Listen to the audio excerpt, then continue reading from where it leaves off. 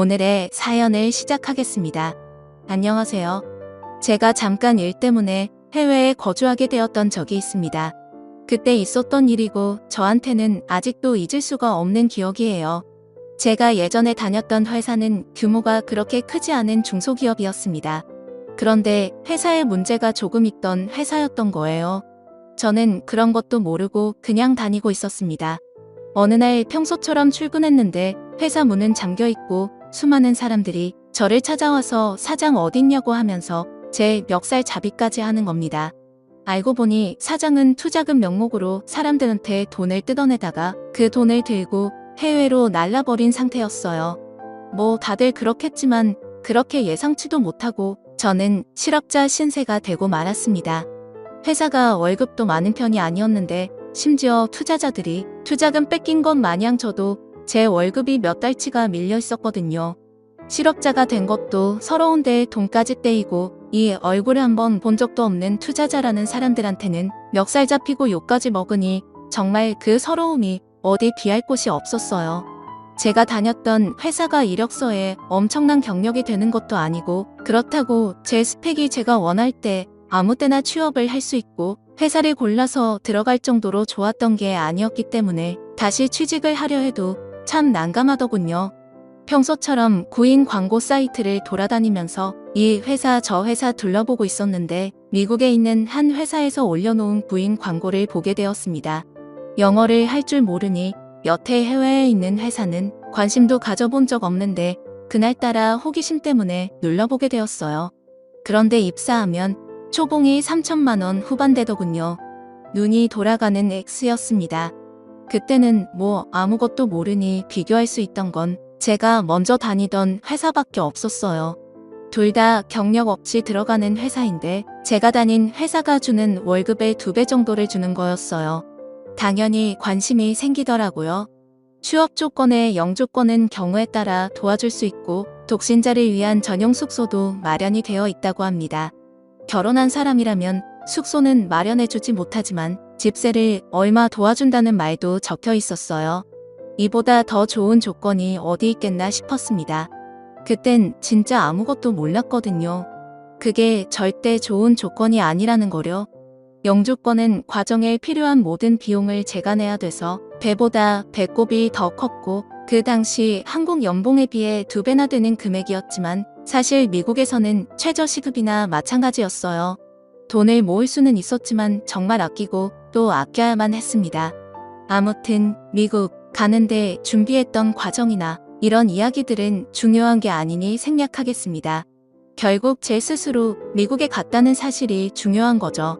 그렇게 제 돈 주고 비행기표까지 사서 미국으로 떠났고 취직 준비하면서 계속 연락을 나누던 부장이라는 사람을 공항에서 만나게 되었습니다.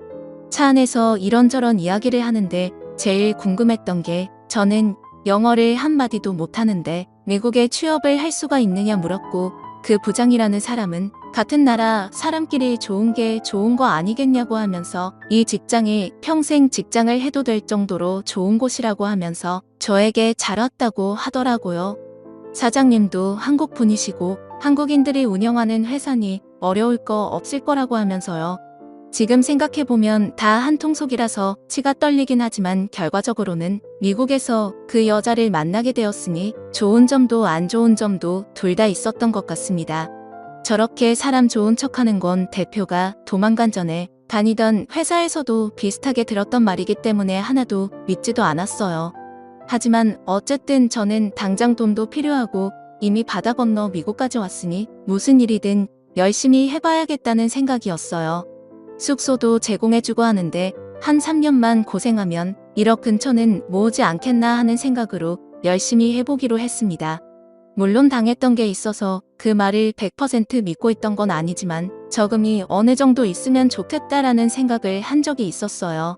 그래서 그런지 숙소까지 제공해주겠다. 정말 식비 제외하고는 따로 돈 들 일도 없을 것 같은데 23년만 놔주고 수하고 거기서 돈이나 열심히 모아오면 1억 정도는 모아오겠지 라는 생각에 열심히 해보기로 했습니다. 첫날 출근을 했는데 뭐 그래도 나름 사무실도 갖춰놓고 제대로 된 회사인 것 같더라고요.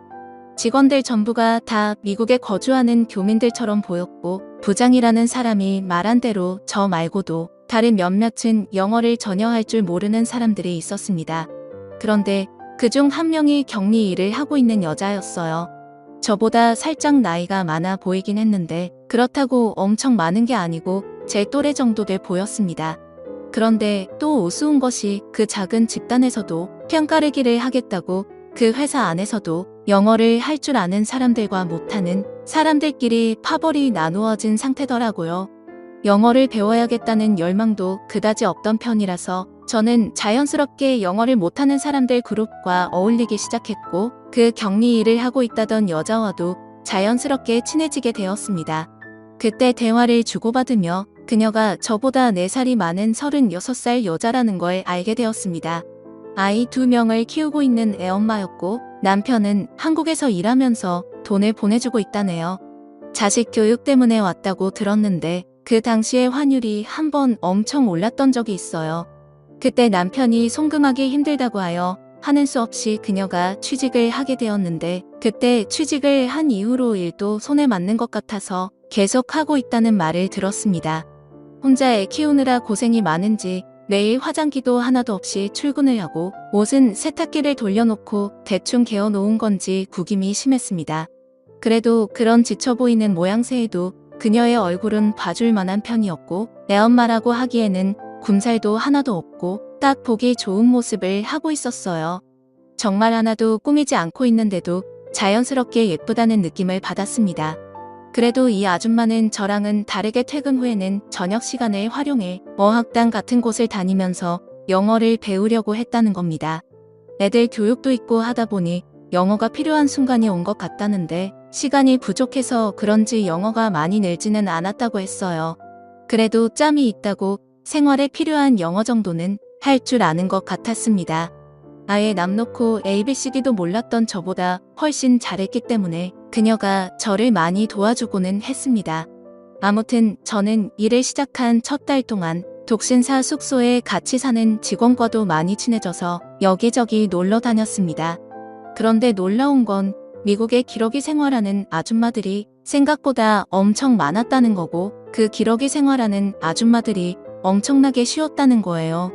그 시간에 회사 나와서 일을 하고 있는 그녀가 특이한 케이스이고 보통은 남편이 벌어다주는 돈으로 아침에 애들 학교 보내놓고 늦을 때까지 할 게 없어서 일상이 따분해하면 안 될 짓들을 하는 사람들이 대다수였지요. 그러다 보니 솔직히 기러기 엄마들 상대하는 게 엄청 쉬웠습니다. 애 엄마들이라고 해서 다들 아줌마들이 아니고 저보다 어린 여자들도 많이 있었어요. 남편이 한국에서 벌어다주는 돈으로 저 같은 놈들한테 쓰고 있다는 게 참 애석했고 지금 생각해보면 제가 정말 남의 가정에다가 몹쓸 짓을 했다는 걸 인정하지만 그때는 남의 집 사정까지 봐줄 제가 아니었습니다. 정말 손가락으로 셀 수도 없을 만큼 많은 사람을 만났어요. 아무튼 기러기 엄마라고 다 그런 사람들만 보다가 그녀를 보니 참 그녀가 깨어있는 사람처럼 보였습니다. 한국에서도 원래 비슷한 일을 했어서 어려울 게 없다면서 낮에는 일하고 밤에는 공부하고 참 멋진 사람이었지요. 덜 꾸며서 그렇지 제가 만나던 다른 기러기 아줌마들보다 내면도 외면도 훨씬 아름다운 사람이었습니다. 그래서 언젠가부터 저도 모르게 그녀에게 호감을 갖기 시작했습니다. 그러던 어느 날이었습니다. 그녀가 저에게 혹시 손재주가 좋으냐고 물어보더라고요. 무슨 일인가 물어보니 집에 싱크대가 막혔는데 혹시 손재주가 좋으면 부탁 좀 하고 싶다고 하더라고요. 업체를 부르면 되지 않냐고 했더니 미국은 또 그런 업체의 사람을 부르는 게 엄청 비싸다고 하네요. 그래서 부담스럽다고 알아보니까 할 줄 아는 사람들은 사람을 안 부르고 한다던데 해서 혹시 제가 할 줄 아는지 물어본 거라네요. 저도 나름 오랜 자취 경력이 있는 데다가 군대 있을 때 작업이라면 1순위로 호출될 정도로 손재주가 좋았기 때문에 알겠다고 하고 퇴근하고 그녀와 함께 그녀의 집으로 향했습니다. 처음에는 정말 100원까지 건드려야 하나 싶어서 그냥 뚜러뻥 가지고 어떻게 해보려고 쑤셔봤는데 하수구 물이 막힌 배수관을 타고 역류를 해버렸어요. 시꺼먼 물이 마구 치솟아 올라오는데 그 비릿하고 썩은 욕한 내가 아직도 잊혀지지가 않네요. 아래를 열어서 보니 파이프가 분리하기 쉽게 되어 있어서 파이프를 떼서 막힌 안쪽을 뚫으니 생각보다 쉽게 끝나버렸어요. 튀김을 하고 기름을 그냥 배수구에 부어버린 게 문제가 된 것 같더라고요. 그래도 일이 쉽게 해결돼서 다행이었습니다. 아무튼 작업을 하다가 더러운 물이 몸에 튀고 했기 때문에 그대로 집에 돌아가기는 조금 그렇더라고요. 그래서 그녀한테 미안하지만 씻고 갈 수 있겠냐고 물어봤습니다. 그녀도 당연히 그렇게 하라면서 흔쾌히 허락을 해줬고요. 저녁을 준비해 줄 테니 아예 식사까지 하고 가라고 저를 배려해 주더라고요. 샤워를 하고 있는데 문득 애들이 같이 있기는 하지만 남편 없이 여자 혼자 지내는 집에서 씻고 있다는 생각을 하니까 기분이 조금 묘해졌습니다. 여태껏 동네에 있는 다른 기러기 엄마들을 상대할 때랑은 전혀 다른 기분이었어요. 다른 기러기 엄마들을 만날 때는 서로가 같은 목적을 가지고 만난 것인데 이 여자는 다른 이유 때문에 저를 집에 불렀던 거잖아요. 저도 그때쯤 그냥 하루만 만나는 짧은 인연이 필요한 게 아니라 정신적으로 공감대를 공유하는 그런 연애에 목이 마르던 시기였거든요. 연애한 지도 오래되기도 했었고 말이죠. 애초에 그녀에게 호감도 가지고 있었고 저도 에라 모르겠다 하는 심정으로 한번 그녀에게 작업을 걸어보기로 했습니다. 그래서 일부러 씻으면서 티셔츠를 비누로 같이 세탁을 해버렸어요. 음식물이 묻어서 그랬다고 대충 둘러대면 되었으니까요. 제가 다른 건 몰라도 팔뚝 하나만큼은 자신이 있어서 그걸 보여줘 보려는 생각이었습니다. 다른 건 몰라도 일단 기러기 아줌마들의 특징이 남편과 떨어져 지내면서 많이 외로움을 타는 습성을 알고 있기 때문이었지요. 아무튼 그렇게 나오니까 식탁에는 식사가 다 차려져 있었어요. 마주 앉아 저녁을 먹는데 제가 예상한 대로 그녀의 시선이 제 팔뚝에 힐끔힐끔 꽂히는 게 느껴졌습니다. 사실 그녀도 아닌 척은 하고 있지만 오래 혼자 지냈고 그 기간이 힘들었다는 사실을 알 수 있었어요.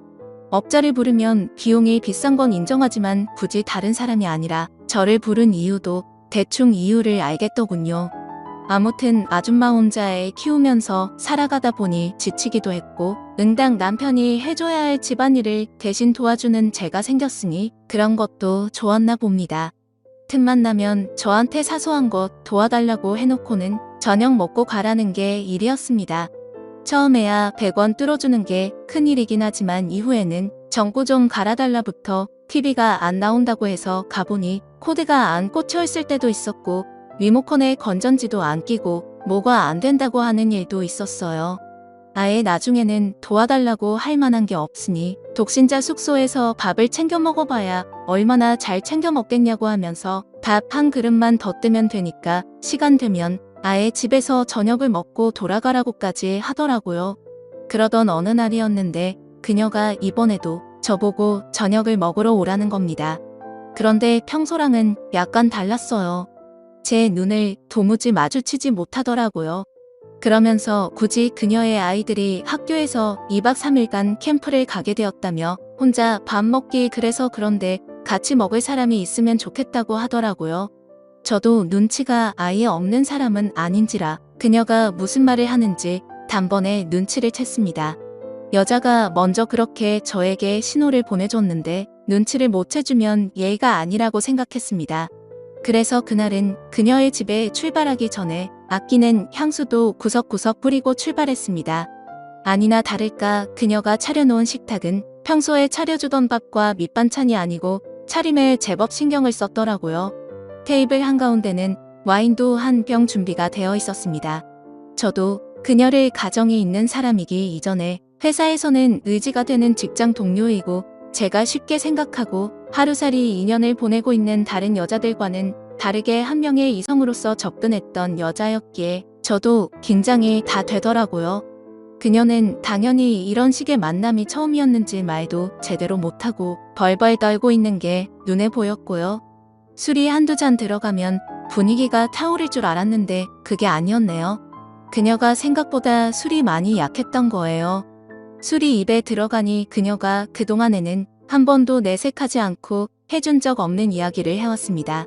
자식들 때문에 미국에 와 있기는 하지만 자기는 다른 여자들처럼 형편이 넉넉하지가 않다고요. 남편도 돈을 그렇게 잘 버는 편이 아니라서 사실 지금도 남편이 보내주는 돈에 자기가 일을 해서 번 돈까지 다 합쳐야 생활비가 충당이 된다고 하는 겁니다. 퇴근할 때까지 옆집 노부부가 애를 봐주고 있는데 그 돈을 주는 것만 해도 허리가 휠 지경이라고 하면서 신세한탄을 하기 시작했어요. 너무 힘들어서 다 포기하고 한국으로 돌아가고 싶은데 아이들이 영어 한마디 하는 거 들을 때마다 그걸 보고 참고 살고 있다고. 그런데 요즘 들어서 너무 힘들다고 하면서 울먹이기 시작하더라고요. 눈물을 펑펑 흘리며 울고 있는 그녀를 보니 마음이 안쓰러워서 그녀의 옆으로 가서 그녀를 달래줬습니다. 그녀도 오늘 저와의 시간을 기대한 건지 가까이 가서 보니 퇴근한 이후인데도 회사에선 하지도 않았던 옅은 화장을 하고 향수도 은은한 거를 뿌려 놓았더라고요. 그렇게 저희는 사랑을 확인하게 되었고 그날을 전후로 해서 우리 둘의 사이는 급속도로 가까워지게 되었습니다. 그녀도 저를 더 의지하게 되었고 얼마 안 있어서 저는 독신자 숙소를 나와서 그녀의 집에서 함께 지내게 되었습니다. 그녀의 남편에게는 미국에서 생활비가 모자라서 직장 동료인 저에게 월세를 일부 받으며 같이 지내게 되었다는 이야기를 해줬습니다. 그녀의 남편이 그래도 남자가 같이 사는 건 조금 그렇지 않냐고 부담스러워했지만 그녀가 돈이 모자라서 그러는데 어떻게 아냐고 지금 나 의심하는 거냐고 하면서 강하게 나가니 남편도 더 캐묻지는 못하더라고요. 나중에 가서는 아이들도 아버지의 자리가 필요했는지 저를 삼촌이라고 부르면서 잘 따라줬습니다. 그렇게 그녀하고는 제가 목표한 3년을 채울 때까지 거의 부부나 다름없이 함께 살았어요. 사실 그녀와의 추억은 정말 잊을 수 없는 아름다운 추억입니다.